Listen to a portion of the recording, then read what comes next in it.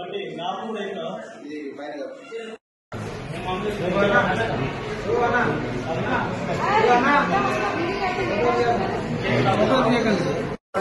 వచ్చేసిండు పిల్లలను కూడా తప్పేస్తా చెప్పన్నాడు. ఇక మళ్ళా నా మీద కనీసం పోరాటాలను ప్రచారించాలని చెప్పి నేనేం చేసిన, ఇక నా రక్షణ కొరకు ఇక నా ఏలు కూడా కట్ అయిపోయింది. అదే కత్తితోనే అన్ని పొడిచింది. ఇక బత్తలా సత్తలా భగవంతుడికి తెలుసు. అటు తప్పితే మంచిది, బతుకుతే మాత్రం వాడు ఇంటికి ఒక పీడ. అలా పోరాళ్ళను కూడా తప్పేస్తాడు.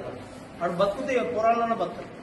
ఆ విధంగా నేను నా దురదృష్టం ఏం చేయాలి, ఎన్నోసార్లు భరించిన, ఎన్నో ఇప్పుడు బంగారం కట్టినాం, అప్పులు అన్ని అత్తగారు కోసిన కట్టడం, అన్ని కట్టినాం, అన్ని ఎంసీఏ చదివించిన, అది చేసిన, పక్కలకు తావుకు బాగా బానిస అయిపోయింది. రోజు తాగి ఖర్చు అది చేసి ఈ విధంగా ఇప్పుడు అది పెట్టుకున్నాడు. ఇవాళ వచ్చి నాకు అమ్మదాకా కాదు లంచ్ ఉడక ఇది అని చెప్పానంటే మా భార్య ఏమన్నా అమ్మేస్తున్నాడు, జాగా అమ్మినాక నీకు అట్టెత్తం బాకీ అని చెప్పి చూడు. నా కర్మ ఈ విధంగా నా కొడుకు నేను అది చేసు ఏం కర్మ అనేది, నా కొడుకు నన్ను పోషించాలన్నా నేను ఆనుకుని అది చేసి ఎందుకు ఇబ్బంది ఎందుకు పెడుతుంది మీ కొడుకు? తాపుని తెచ్చి రోజులు వదిలిపెట్టి ఇగో మా భార్య ఆమెను కొట్టిండు, ఆమెనంతా లావట్టి ఎత్తేసిండు తాగి వచ్చి